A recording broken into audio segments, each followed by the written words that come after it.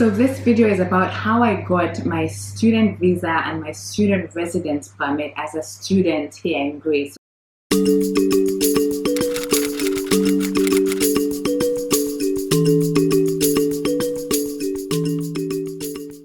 Hi people, welcome back to this channel. If you're coming back, I'm so glad that you're here. Thank you for clicking and watching, and if it's your first time, my name is Faye.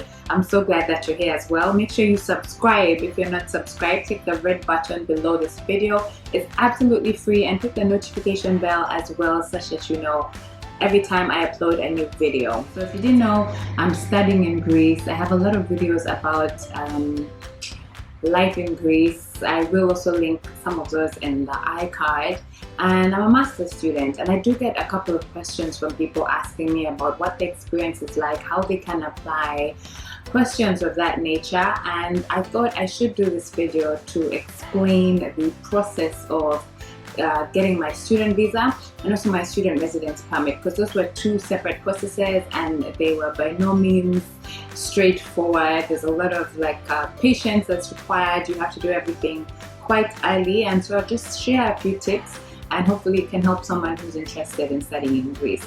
I did a video a few months ago. I'm going to link it somewhere here about why I chose to study here, really what led to that decision. Like, why, first of all, why study abroad as opposed to studying at home, and also why did I choose to come to Greece, and why did I choose to come to Thessaloniki in Greece. So if you haven't watched that video, like I said, I've linked it up there. You should go watch it after watching this video.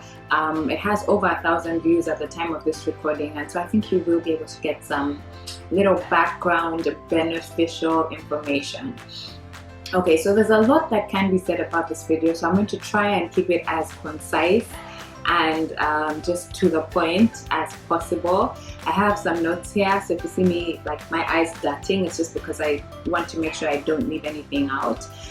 But like I said, it was quite a process as for me. So I'm Ugandan, and I applied from Uganda for my visa.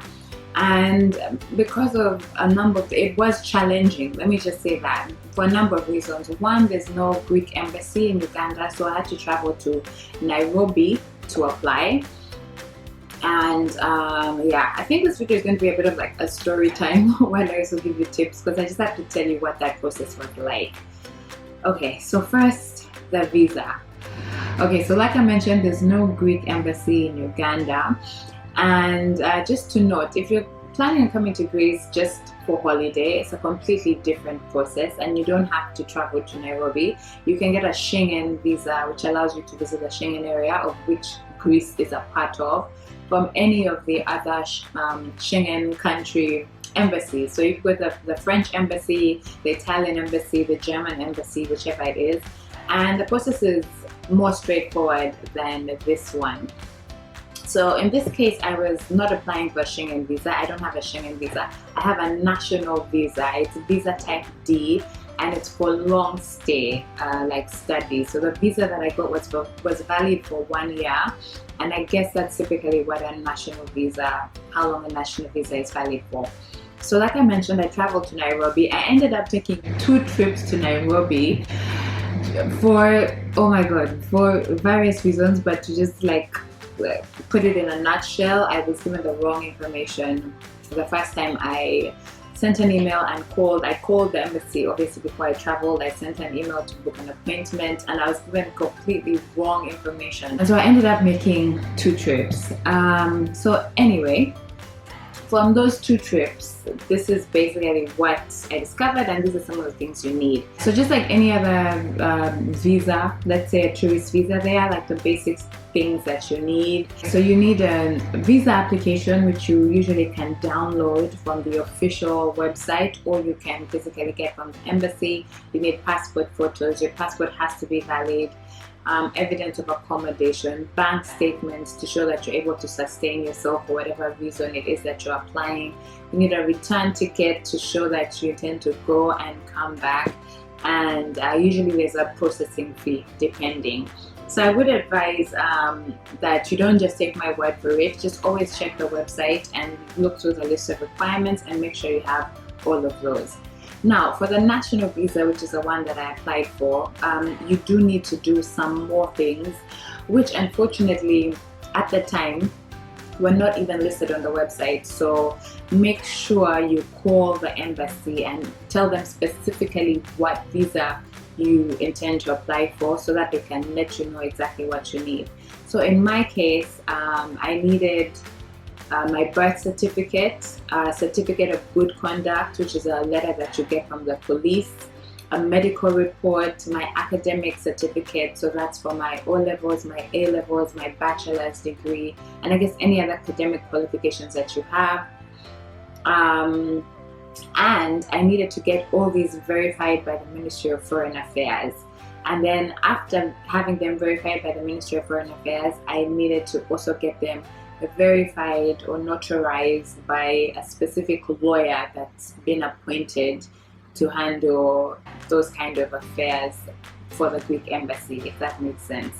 So now getting these documents verified by the ministry has to stamp all of your documents to confirm that they are authentic, and that's also quite a process. So that's why I say you need to give yourself enough time. Apply way in advance. Apply at the earliest possible opportunity. I don't know whether I should say 2 months, 3 months, because it really does depend, but yeah, just apply as early as you can. Because, so for example, I need to get my academic qualifications verified, right? But the Ministry of Foreign Affairs won't verify those unless they're verified by UNEB. And UNEB is Uganda National Examinations Board, for those that are not from Uganda. But the examinations board has its own process for verification. So I ended up having to go to my high school, shout out to Gayaza High School and Kaboja Secondary School, to have the documents verified from there. So as you can see, it was a process. It was like go to the high school, have them stamped, get a letter, go to UNEB, wait for their process to be complete, and it's not immediate. You know, I remember having to wait for about 2 weeks, then go to the Ministry of Foreign Affairs, leave them there and wait maybe another 2 weeks. So just getting those documents verified and then take them to the lawyer as well was a process. Also for my birth certificate, I had to go first to NIRA, which is the company, the organization that's in charge of that, have it go through their process, have it verified by NIRA, then have it verified by the Ministry of Foreign Affairs. So there were a lot of like steps. So just make sure you give yourself enough time. That's the one tip that I can give you. You have to be patient and just get everything done so that by the time you go for your interview, you have to set an appointment for an interview, you're ready and you have everything ready and you're not inconvenienced and asked to go and get some more documents. So once I got all of those verified by the ministry and also by the lawyer, the interview was very straightforward. They just checked to make sure that I had everything that I needed, and they asked me a few basic questions, and then it was more straightforward after that. Also, just so you know, I was asked at the embassy to make a deposit on my tuition fees, and then send them proof that I had paid, that I had at least made a deposit before I was issued the visa. So you might also want to keep that in mind. If you have a scholarship already before you travel, that probably should suffice. But at that point, I did not have a scholarship. I got my scholarship after the first semester of my study, so I did need to make a deposit on the tuition fees before I was awarded a visa. So that's the process of the visa application. I hope that helps. Just make sure you get everything in order. Remember, if you're applying for a long-term visa to Greece, you have to go to the nearest embassy. In this case, it was Kenya, and you have to have all your documents verified by the Ministry of Foreign Affairs and by the lawyer that they will tell you to use as well, to have them notarized. And there is a fee that you have to pay at every level. So be prepared for that. Best thing I'd advise is to call the embassy before you even, like an email is not enough. Make sure you call and you get all the information. You have to be really thorough to avoid frustration. So that's the visa. So like I mentioned, the visa I got was valid for a year, and which could have worked, but your visa doesn't allow you to work in Greece, and it also doesn't allow you to travel to the other EU countries.